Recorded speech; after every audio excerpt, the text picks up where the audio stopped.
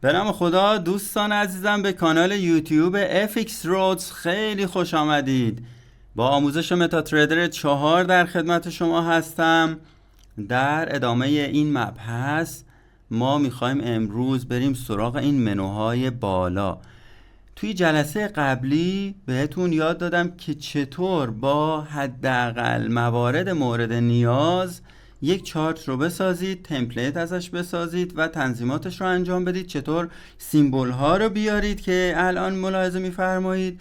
و این حداقل مواردی بود که برای تنظیم چارت شما نیاز داشتید، ولی حقیقتاً مطالبش و موضوعاتی که مربوط به متاتریدر هست بیشتر از این هاست که من به صورت گذرا امروز منوها رو میگم، به جز حالا اونهایی که نیاز به توضیحات مفصل و جامع تری داره اونها رو تفکیک میکنم توی ویدیوهای بعدی به صورت مفصل راجبشون مطلب ارائه خواهم کرد. خب اگر روی گزینه فایل کلیک کنید یا هر کدوم از این گزینه ها، شما یک زبونه های کشویی رو میبینید که میتونید با انتخاب هر کدوم یک کار خاصی رو انجام بدید بنابر اون نیازتون. فراموش نکنید که عرض کردم توی جلسه قبلی یه سری آیکون این پایین هست که اومدیم آیکون شو سیمبل و آپشنز رو اضافه کردیم، یا اینجا مستطیل رو اضافه کردیم و چند تا مورد رو یا تایم فریم ها رو داشتیم. همه اینها تو دل این منوهای بالا هستن. اینها چون کاربرد زیادی دارن ما اومدیم سفارش سازی کردیم و بنابر نیازمون تنظیمات لازم رو روشون انجام دادیم و فقط اونهایی رو که نیاز داشتیم رو اینجا اضافه میکنیم و نگه میداریم. خب اگر روی منوی فایل بزنیم، اولین گزینه نیو چارت هست. اگر روی این بزنم لیست کل سیمبل هایی رو که همین الان شما توی مارکت واچتون دارید رو بهتون نشون میده که میتونید یکیش رو انتخاب بکنید. خب من اگر روی این نیو چارت بزنم میبینید که 3 تا گزینه دارم: یورو یو اس دی، بیت کوین و طلا. دقت کنید که من الان توی مارکت واچم فقط همین 3 تا رو دارم. اگر کنترل ام رو بزنید مارکت واچ رو بیارید میبینید که همین 3 تا رو ما در حال حاضر داریم. خب فایل نیو چارت، فرضاً من میخوام بیت کوین رو اضافه کنم. خب بیت کوین رو اومدم اضافه کردم. شکلش مطابق با اون چیزی که ساختیم نیست، یعنی تمپلیتی که قبلا ساختیم با نام تمپ 1. میایم روی این گزینه جایی که موس هست دقت بکنید، میزنیم و تمپلیت مورد نظرمون رو روش اجرا میکنیم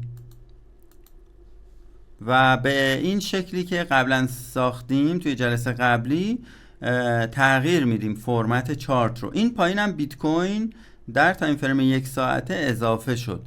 پس شما هر کدوم از این سیمبل های موجود در مارکت واچ رو بزنید، میتونید از طریق فایل نیو چارت اون رو اضافه کنید. ولی اینجا چون ما 3 تا داشتیم تعدادشون کم بود و همه سیمبل ها رو اینجا نداشتیم.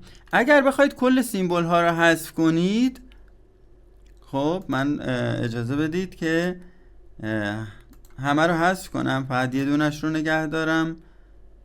به عنوان مثال فقط بیت کوین رو نگه میدارم. الان این چارت بیت کوین من اگر کلیک راست کنم توی مارکت واچ، کنترل ام به کنترل به علاوه ام، یعنی کلید کنترل رو بگیرید، ام رو بزنید، مارکت واچ میاد، دوباره بزنیدش میره.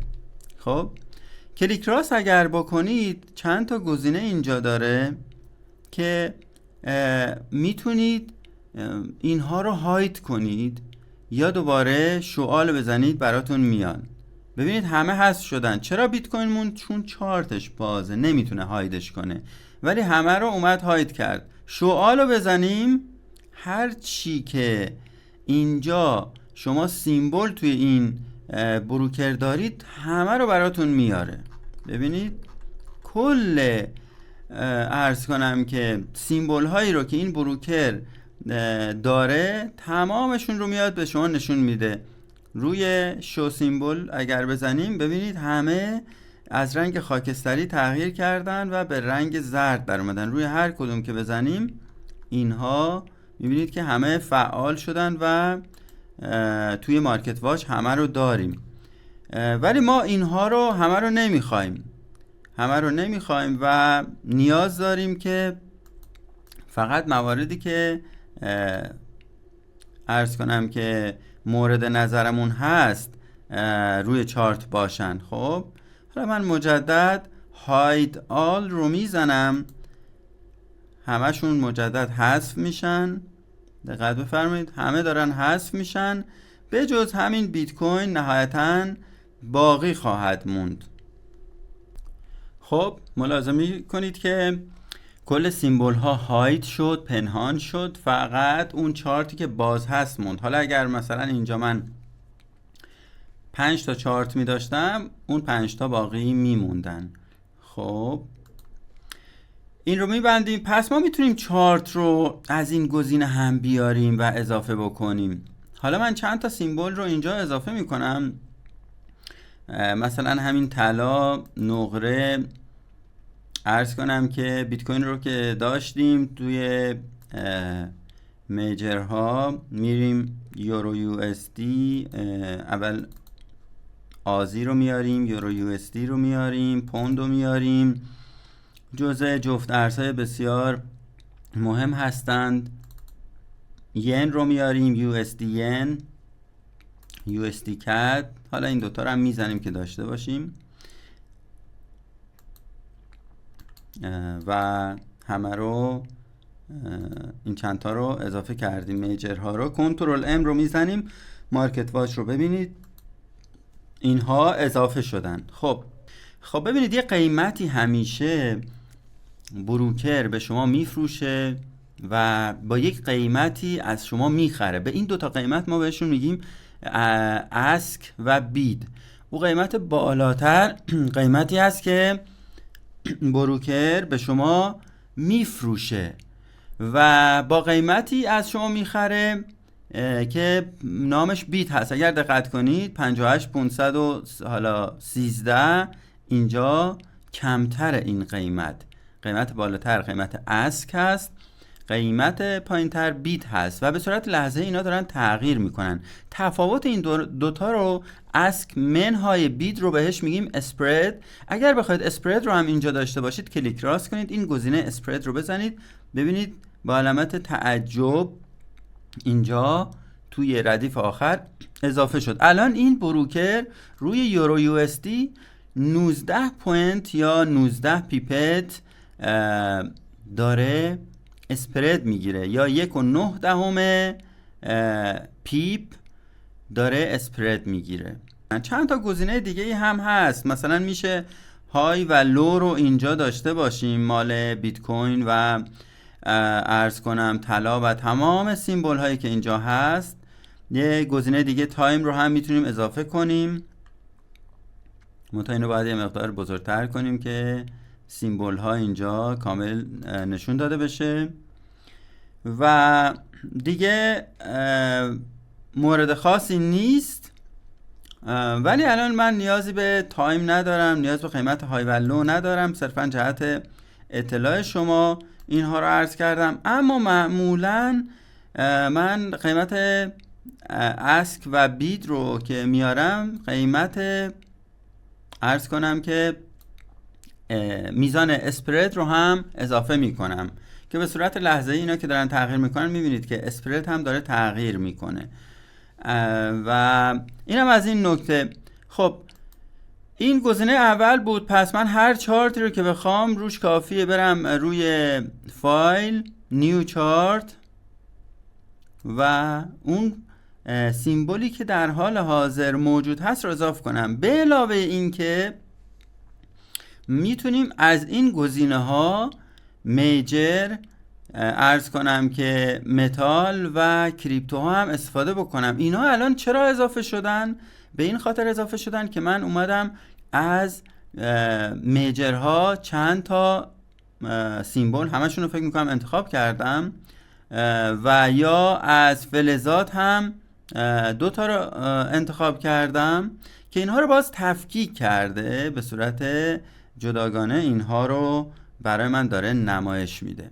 میتونیم به این صورت پس چارت رو انتخاب کنیم. یه راه دیگه هم این هست که روی هر کدوم از اینا، مثلا من میخوام چارت پوند USD رو، یا اصطلاحاً کابلم بهش میگن، و اگر بخوایم هر کدوم از اینها رو اضافه بکنیم، ما میتونیم بیایم کلیک راست کنیم و چارت ویندو رو بزنیم که این چارت ویندو میاد اینجا و اضافه میشه برای ما، که میتونیم بریم تمپلیت مورد نظری که ساختیم توی جلسه قبلی روش پیاده کنیم و فرمت چارتش رو عوض کنیم. این پایین هم میبینید که اضافه شد، در تایم فریم 1 ساعته هست.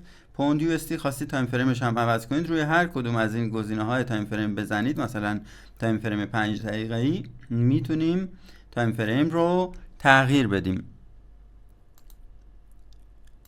خب گزینه بعدی برای ما چارت های آفلاین رو باز میکنه، اوپن آفلاین، و ما هر کدوم از این چارت ها رو به صورت آفلاین اگر بخوایم داشته باشیم که بعداً زمانی که ارتباطمون با بروکر قطع هست، ما چارت رو کلاً داشته باشیم و نیازی به کانکشن نیست.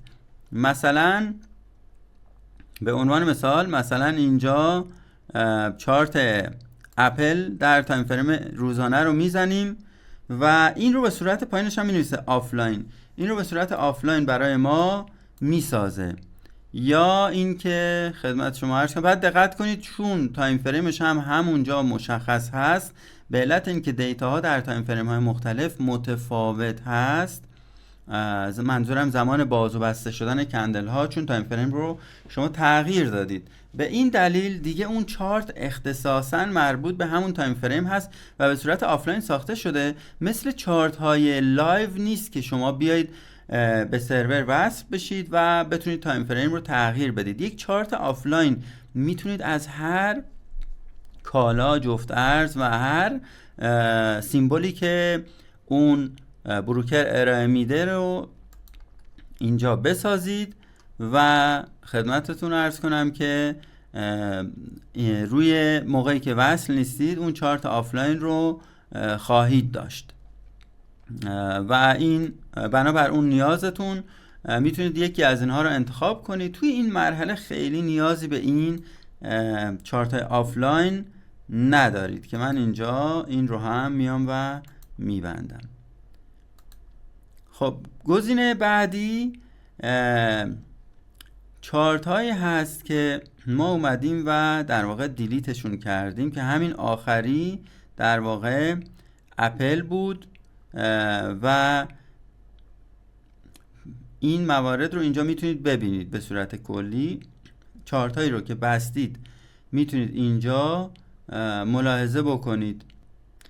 گزینه پروفایل رو من توی یک جلسه جداگانه بهش میپردازم که توضیحاتش زیاد هست. شما اگر روی این گزینه بزنید کلوز، دو تا راه داره، یا این کلوز رو بزنید، این چارتی که الان توش هستیم بسته میشه، یا بیاید این پایین جایی که اسم اون سیمبل رو نوشته کلیک راست کنید روش، یه گزینه کلوز داره. خب هر کدومو بزنید یک کارکرد داره.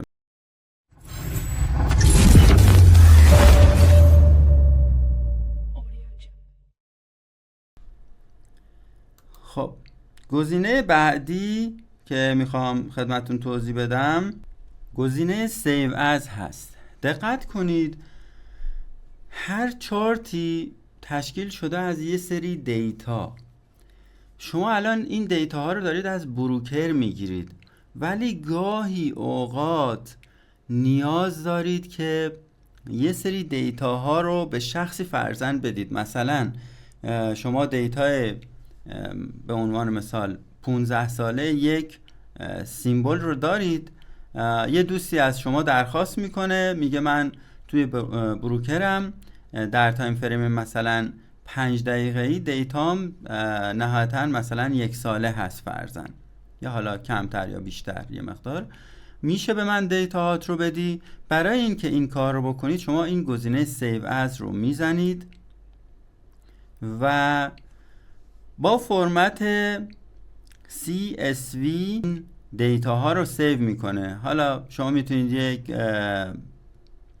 مسیری رو براش انتخاب بکنید، مثلا حالا روی دسکتاپ یا هر جا دیگه.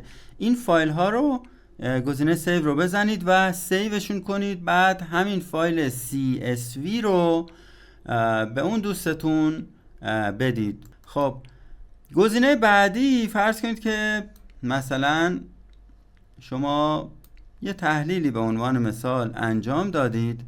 فرض کنیم که یک تحلیلی مثلا اینجا انجام دادیم، مثلا انتظار داشتیم که قیمت فرض کنید تا اینجاست، فرض کنید مثلا قیمت تا اینجا اومده بالفرض، این سطر رو رسم کردید و انتظار دارید که قیمت بهش واکنش نشون بده. میخواید از این یک عکس بگیرید. حالا هر روش تحلیلی که داشتید، هر خط و خطوطی که کشیدید، از این قسمت شما میخواید یک عکسی بگیرید. میرید گزینه فایل، سیو از پیکچر، این ورک اسپیس رو، کل این صفحه رو برای ما سیو میکنه. یک مسیر بهش میدیم برای سیو و یک نام براش انتخاب میکنیم. مثلا روی دسکتاپ من این رو سیو میکنم، حالا اسمش هم رو میتونید هر چیزی دلتون خواست بذارید و سیو رو میزنید و این عکس الان برامون باز شد.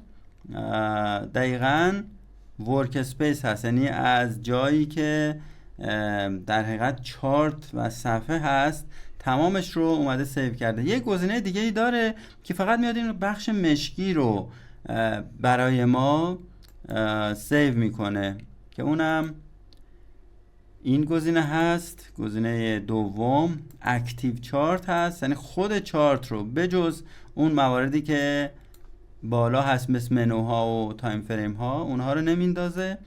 این رو که خودش به صورت دیفالت اسم سیمبل و تایم فریمش رو هم برامون ثبت میکنه و الان توی این شکل ملاحظه میکنید که با این فرمت عکس رو برای ما سیو کرد و اون منوها رو دیگه لحاظ نکرد. و اگر بخواید که عرض کردم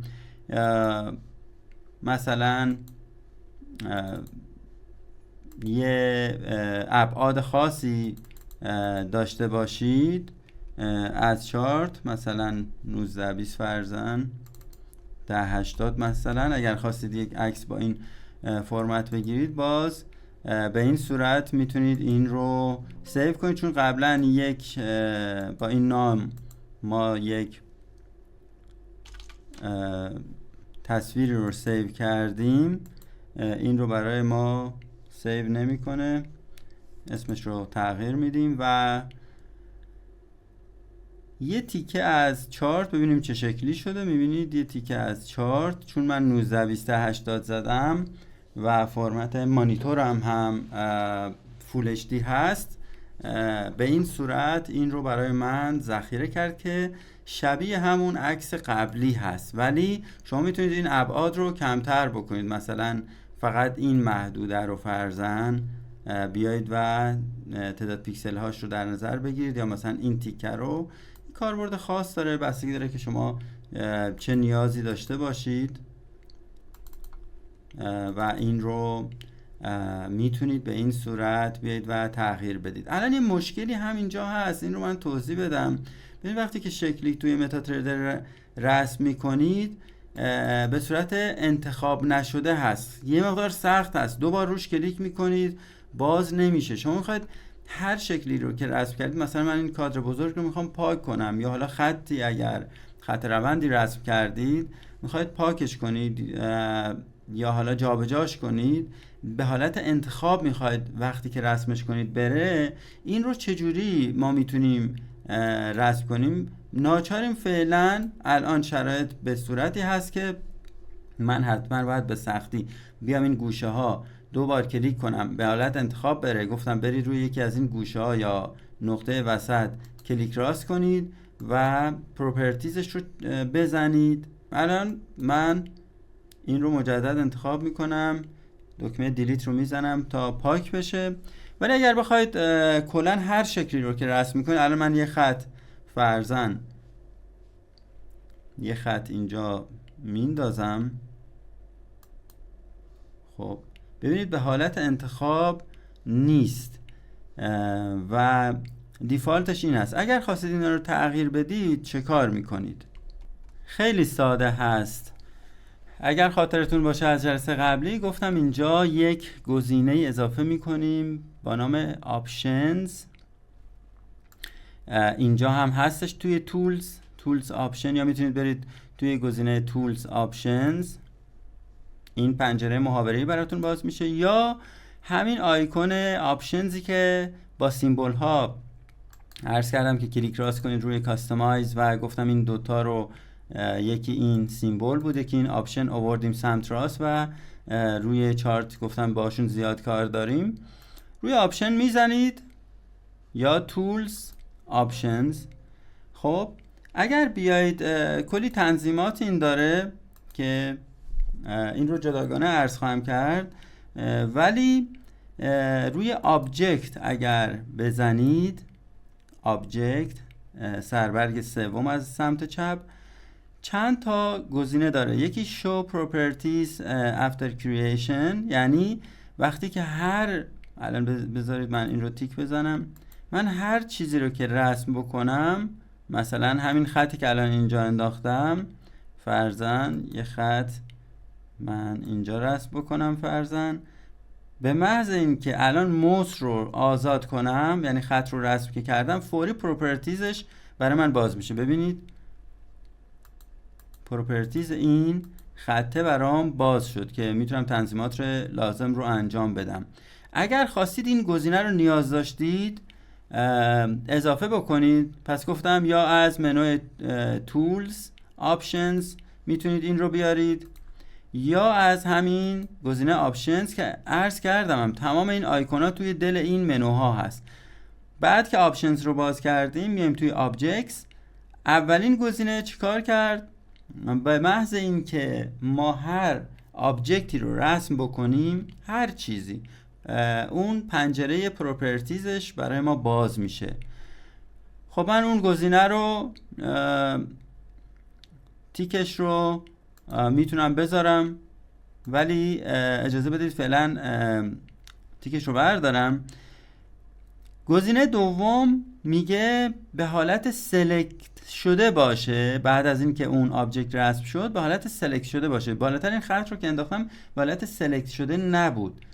من الان این گزینه رو اگر بزنم، به محض این که هر چیزی رو رسم کنم، مثلا همین خط فرضاً، ببینید به حالت سلکت شده هست که روش میتونم بیام حالا کلیک راست کنم جایی که نقاط ابتدا و انتها یا نقاط گوشه‌ای هست و حالا پروپرتیزش رو به این صورت بیارم. یا مثلا یک فرض کنید اینجا مثلا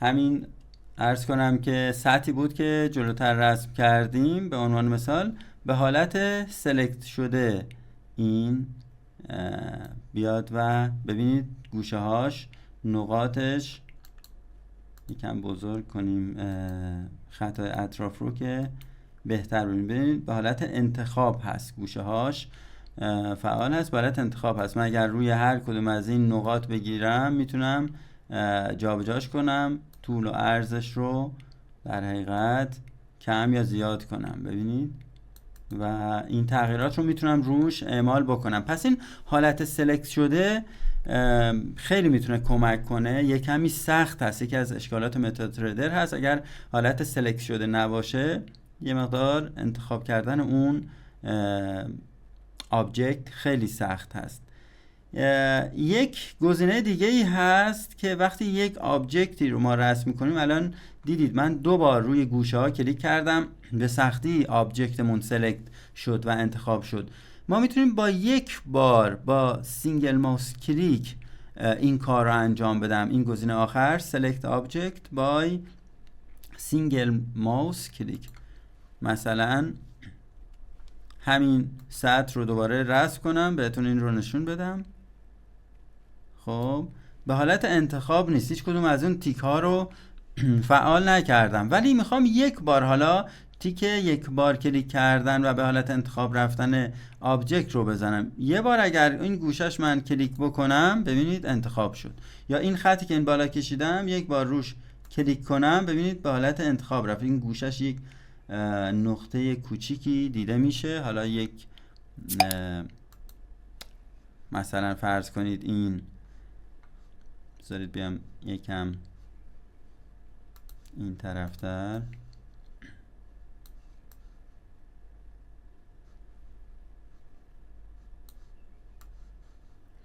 فرض کنید که مثلا میخوام یک فیبو اینجا بیام و رسم کنم. خب این فیبویی که رسم کردم این موج ریزشی بوده، از ابتدا تا انتهاش رسم کردم، میزان اصلاحش تا 23.6 رفته. خب من میخوام وقتی انتخابش کنم کافیه یک بار کلیک کنم، ببینید به حالت انتخاب رفت. بعد روی یکی از این گزینه های ابتدا، انتها یا وسطش که یه دایره کوچیک داره، من یه مقدار ضخامت رو ببرم بالا که این دایره ها رو ببینید. ضخامت رو میبرم بالا، این نقاط انتهایی رو میبینید، وسط نقاط ابتدا و انتها و نقطه وسط یه مقدار به صورت گرد شده هست. این حالت انتخاب رو نشون میده. یک بار من روش کلیک کردم و اون گزینه یک بار کلیک این رو به حالت انتخاب برد. وقتی به حالت انتخاب بره ما میتونیم دیگه پروپرتیزش رو به راحتی با کلیک راست کردن بیاریم. خب یا اینکه دیلیت رو بزنیم و کلا پاک بشه. برای اینکه به نظرم، حالا بستگی به سلیقه خودتون داره، با توجه به توضیحاتی که دادم، این حالت انتخابش رو، این حالت عرض کنم که پروپرتیزش اگر مورد نیازتون هست بذارید باشه. مثلا خواستید رنگش رو تغییر بدید، فرض کنید رنگ دیفالتش مشکی است، من هم اومدم و تم و بک‌گراند این متاتریدر رو مشکی کردم.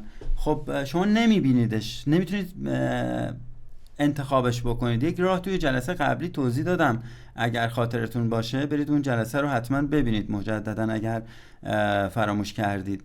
یک راه برای اون کار عرض کردم و یک مثال هم همزمان عرض شد توی اون جلسه.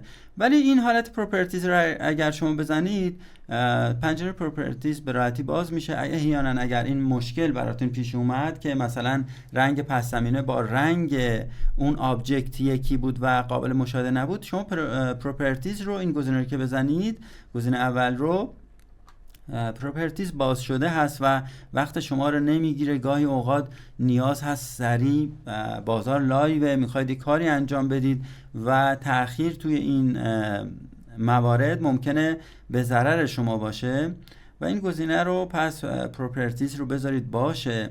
این گزینه select object after creation هم بذارید باشه. با یک بار کلیک کردن روش یا سینگل موس کلیک یه مقداری خطری هست، این رو من فعالش نمی کنم، به این خاطر که ممکنه هر جا شما موستون یک بار به هر حال روی صفحه کلیک میکنه، ممکنه یک خطی رسم کردید، دارید مثلا خط روندی رسم کردید دارید روش تحلیل میکنید، این خط روند با یک بار کلیک کردن یه مقدار جابجا بشه، با یک بار کلیک کردن روش به صورت اتفاقی، این رو سعی کنید فعال نکنید. این حالت مگنت سنسیویتیش هم مهم هست، میتونید تغییرش بدید. وقتی که مثلا میخواید یک خط روندی رسم کنید میاد میچسبه به این کندل نزدیک، یعنی با فاصله اگر باشه به میزان تعداد پیکسل ها میتونید این سنسیویتیش رو بالا ببرید که روی همون 10 باشه، اگر نیاز بود این رو تغییر بدید.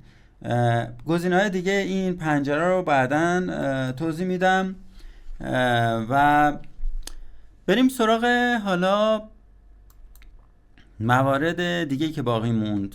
این پنجره در حقیقت پنجره‌ای که با زدن Open Data Folder باز میشه بسیار بسیار مهم هست و وقتی که شما میخواید اندیکاتور اضافه بکنید، وقتی میخواید تمپلیت اضافه بکنید میخواید اکسپرت اضافه بکنید، شما نیاز به این اوپن دیتا فولدر دارید. پس از گزینه فایل اوپن دیتا فولدر بسیار بسیار برای شما مورد نیاز هست و برای شما کاربرد داره. خب این پنجره رو که بزنید چند تا فولدر مهم توش هست. یکیش MQL4 هست توی متاتریدر 4، توی متاتریدر 5 MQL5 هست. یکیش پروفایل هست، یکیش تمپلیت هست. این گزینه ها بسیار مهم هستن. MQL4 وقتی روش کلیک کنید اکسپرت ها اینجا هستند. عرض کنم که اسکریپت ها هم اینجا هستن و حالا مواردی که اگر بخواید پریستی تعریف بکنید یا اگر از قبل دارید هم توی این فولدر قرارش میدید. این چند تا مهم هستن به علاوه این فولدر اندیکاتورها. هر اندیکاتوری که خواستید شما اضافه کنید به متاتریدرتون باید بیاید توی اندیکاتورها و اینجا این رو اضافه بکنید. پس با زدن فایل Open Data Folder شما یک برای اضافه کردن اندیکاتورها میاد MQL4 رو میزنید. این گزینه اندیکاتورها هست. برمیگردم اکسپرت بخواید اضافه کنید توی این گزینه اضافهش میکنید، همین گزینه اول. و پریست ها رو هم اگر بخواید احیانا پریستی داشته باشید توی این فولدر اضافه میکنید و اسکریپت هم اگر داشته باشید توی این گزینه اضافهش میکنید. خب برمیگردیم به موارد دیگه ای که مورد نیازتون هست.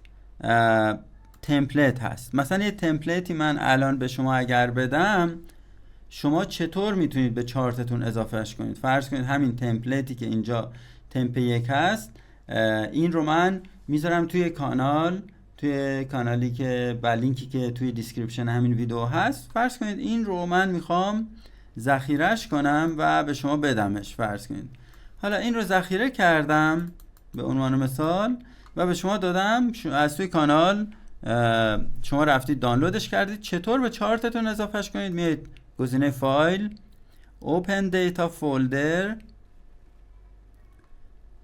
این پنجره که باز شد میایید روی گزینه Templates دوبار کلیک میکنید. اینجا کافی است اون تمپلیتی که من به شما دادم یا از هر جایی دانلودش کردید اضافهش کنید.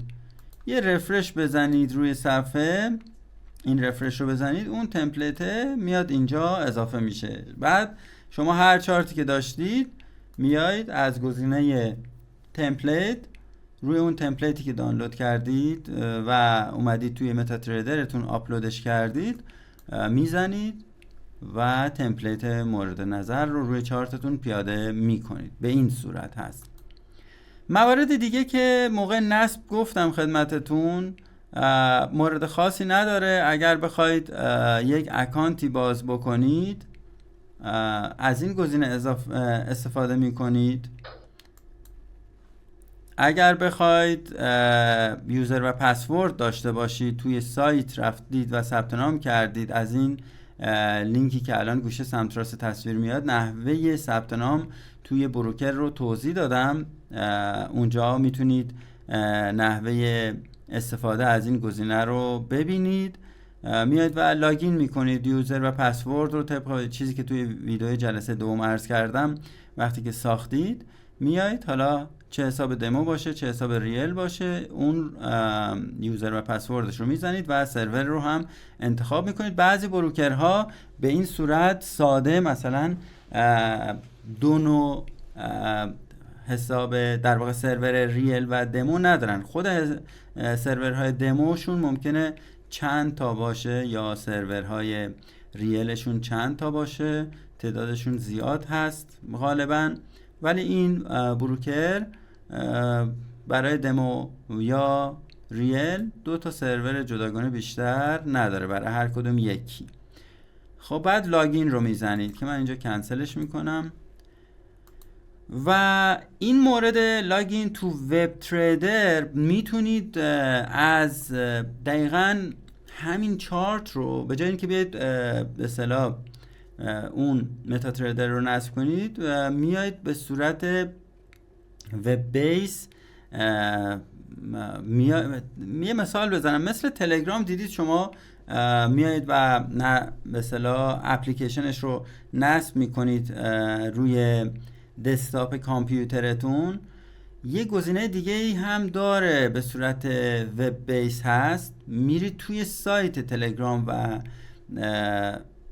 وارد اکانتتون میشید. این هم همون هست ولی باید اکانت اختصاصی وب تریدر رو براش برید و حالا بستگی به بروکرتون داره ولی معمولا این جداست و برید و یوزر و پسورد بگیرید و این میاد شما رو هدایت میکنه به MQL5 کامیونیتی و میتونید از اینجا لاگین کنید با یوزر و پسوردی که قبلا ساختید و میتونید تحلیل های دیگران رو ببینید. اینجا هم دیگه پرینت و پرینت پریویو و حالا پرینت ستاپ هست و اگر این گزینه اگزیت رو بزنید کلن متا تریدر رو میبنده و خارج میشه که من الان میزنم تا ببینید از متا تریدر خارج شد. من دوباره بازش میکنم به خاطر اینکه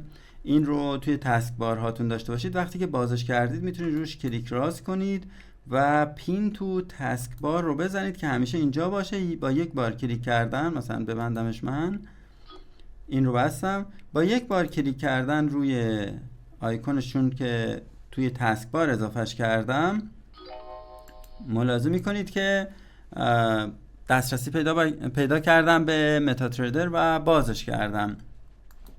اینها گزینه‌های مربوط به فایل بود.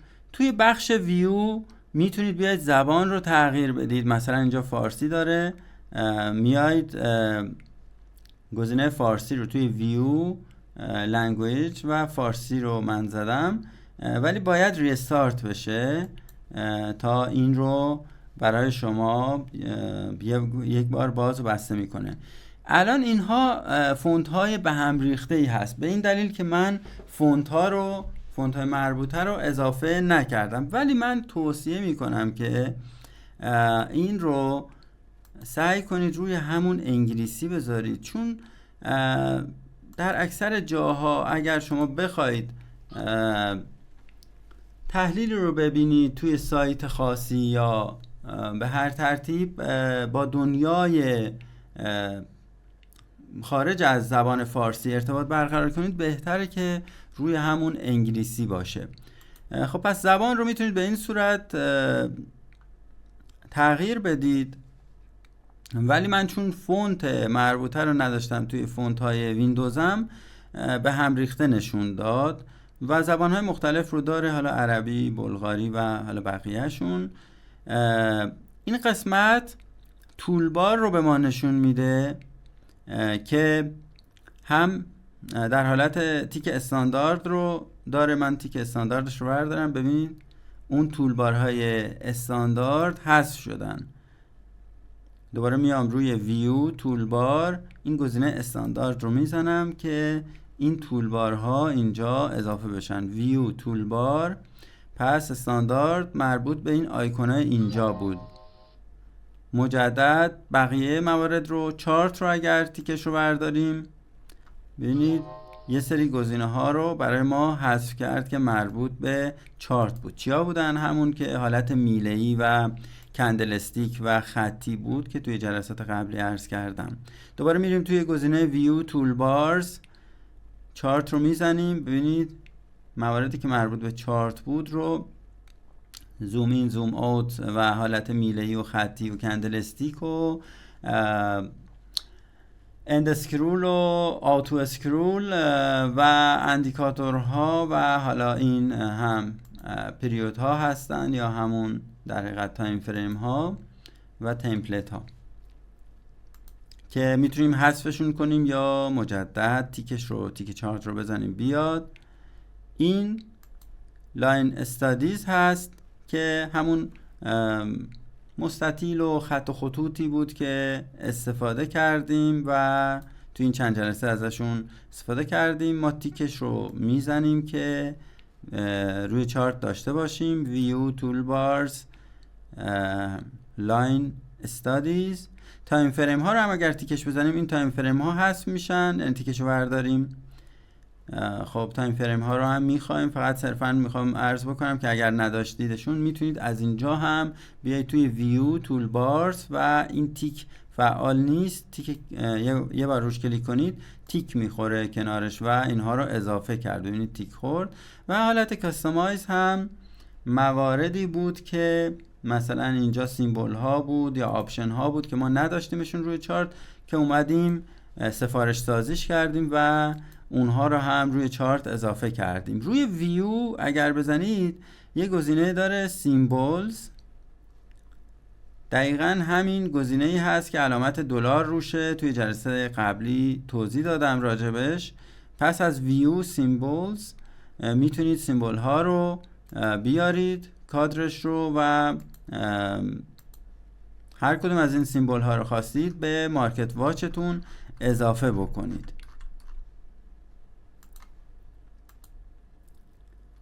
این کنترل به علاوه ام رو تا حالا چند بار استفاده کردیم، مارکت واچ رو میاره. این کنترل به علاوه دی رو اگر بزنیم دیتا ویندو رو میاره. این دیتا ویندو روی این چارت دقیقاً ما هر جایی که بمونیم روی هر کدوم از این کندل ها اگر دقت بکنید تایم رو داره به ما نشون میده. عرض کنم که تاریخ رو اول، بعد تایم رو نشون میده، زمان اوپن و کلوز، که پایین خود متا تریدر هم اینها رو میاره اگر روی هر کدوم از کندل ها ما بریم. خیلی با این کاری فعلا نداریم، حجم و زمان باز و بسته شدن و بقیه موارد رو عرض کردم. روی هر جای چارت شما جابجا بشید به هر حال یک موقعیت یک کندل رو داره نشون میده. اینجا که میام چون هنوز کندلی نیست میبینید همه دیتاهاش پاک شد. اینجا رو ببینید سمت راست موسم داره جابجا میشه، هنوز کندلی ما نداریم، اینجا همه حذف شد. ولی این سمت که میام به هر حال تلاقی داره با یک کندل که زمان اوپن و کلوز و های و لو و حجم و تایم و دیتش رو کامل برای ما مشخص میکنه. خب میبندیم این رو. از منوی ویو نویگیتور رو داریم. نویگیتور هم حساب ها رو به ما نشون میده، چه حساب دمو چه حساب ریل. اندیکاتورها رو به ما نشون میده که من جداگونه توی یک جلسه توضیح میدم که اندیکاتورها اصلا چی هستن و چجور میتونیم اضافهشون کنیم. جلوتر یه اشاره کوچولی کردم، هم اندیکاتورها هم اکسپرت ها و هم اسکریپت ها رو یه نمونه از هر کدومش رو به صورت عملی نشون میدم که چطور روی چارت اینها رو بیایید و اضافه کنید. قبلا هم توضیح دادم اینجا که روی اکانت اگر بیایید به علاوه رو بزنید، اکانت هایی که در حال حاضر شما ورود کردید بهشون و سیوشون کردید روی این متا تریدر به شما نشون میده که من اینجا فقط یک حساب دمو ساختم و اینجا میبینید. بعد کنترل به علاوه ان رو هم بزنیم نویگیتور میاد اینجا کنارش، کلید شورتکاتش رو زده کنترل به علاوه ان، یعنی کلید کنترل رو بگیرید و حرف ان روی کیبورد رو بزنید نویگیتور باز میشه. این هم ترمینال هست. این پایین چه کنترل تی رو بزنیم چه از ویو ترمینال وارد این بخش ترمینال میشیم که به ما نشون میده که بالانسمون چقدر هست. معاملاتی که باز کردیم اینجا نمایش داده میشه و موارد زیادی اینجا هست. اکانت هیستوری رو میتونیم ببینیم که معاملاتی که قبلا انجام دادیم رو میتونیم اینجا ببینیم و من چند تا معامله حالا بعداً روی این حساب انجام میدم و میام اینجا با این اکانت هیستوری یه هیستوری ازش براتون استخراج میکنم که چطور بیایید و در حقیقت اون کارنامه معاملاتیتون رو اینجا ببینید و ترید هم که عرض کردم هر ترید فعالی داشته باشید توی این تب اول در بخش ترمینال فعال هست و شما میتونید ببینیدش. اگر تعدادشون هم زیاد بود میایید روی این بخش، روی این بالای این خطی که اوردر و تایم و این کنارش ضربه در میبینید، میایید موقعی که فلش دو جهته شد میتونید این رو ببرید بالا که کل ترید های فعالتون اینجا مشخص بشه و بتونید اینها رو ببینید.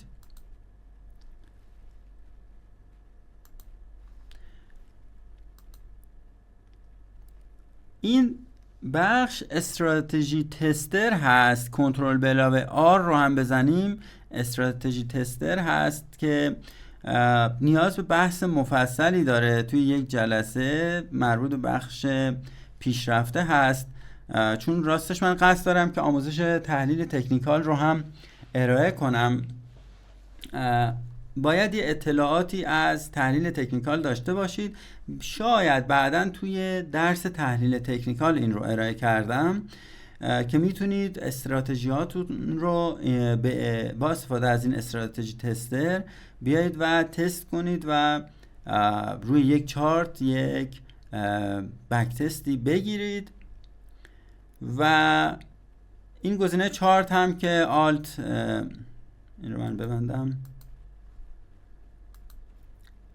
گزینه چارت آلت به علاوه ام هم میاد در حقیقت شما رو به MQL5 سرور هدایت میکنه که باید لاگین کرده باشید توش. اینجا هم پیام هایی که میاد رو میتونید مشاهده بکنید که ما خیلی فعلا با این کاری نداریم. و فول اسکرین هم این رو به حالت F11 هم بزنیم این رو به حالت فول اسکرین نمایش میده و ما میتونیم در حالت فول اسکرین رو ببینیم. دوباره روش بزنیم برمیگرده و میتونیم منوها رو مشاهده بکنیم. موارد دیگه بخش اینزرت هست. شما اگر اندیکاتوری داشتید میتونید از بخش اینزرت ایندیکیتور اون اندیکاتوری که مد نظرتون هست رو اینجا اضافه کنید که توی اون جلسه که عرض کردم کامل توضیح میدم. ما یه سری خط و خطوط اینجا داریم، این قسمت اومدیم شورتکات هاشون اضافه کردیم، ولی اگر بریم توی گزینه اینزرت میتونیم بیایم از اینجا هم انتخابشون کنیم. یا چنل بخوایم انتخاب کنیم میتونیم بیایم از این گزینه اینزرت چنلز و بیایم اون انواع چنل و کانال هایی که هست رو بیایم و اینجا فرضاً استفاده بکنیم.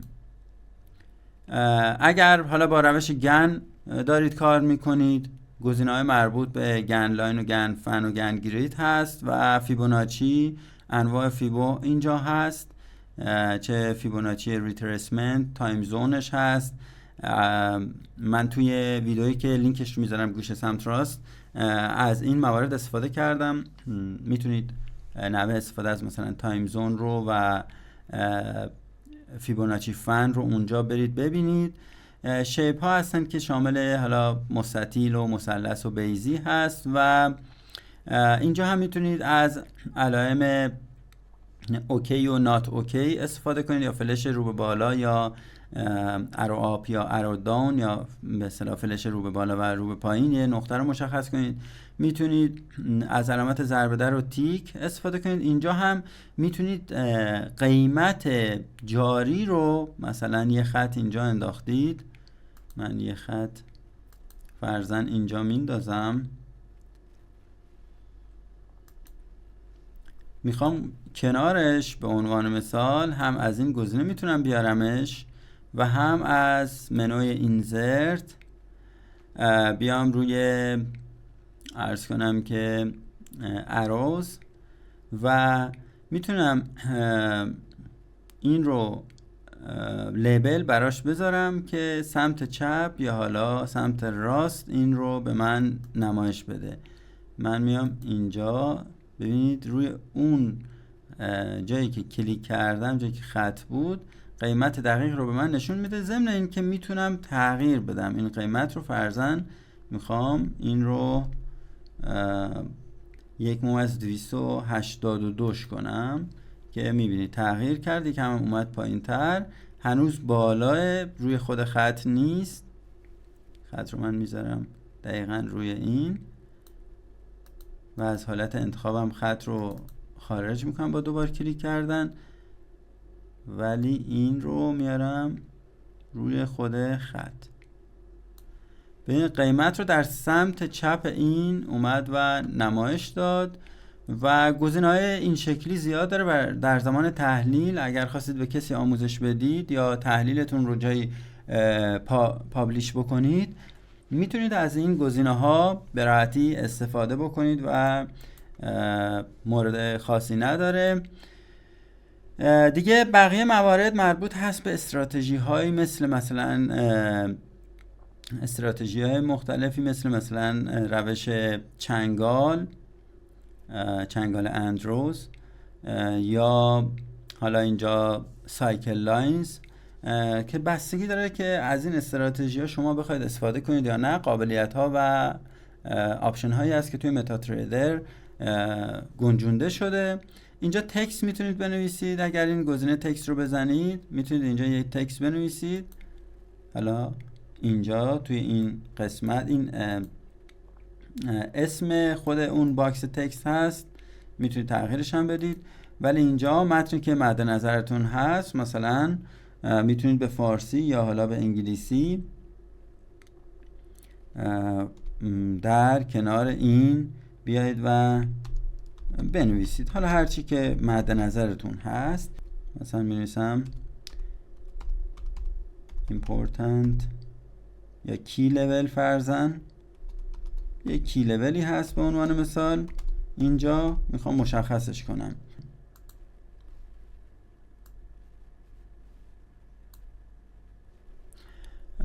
و موارد دیگه از این دست اینجا هست، میشه تکست لیبل بیایم تعریف کنیم که شبیه همین هست و اینجا هم داریم این موارد تکست رو و میتونیم اضافه بکنیم هر جا که خواستیم.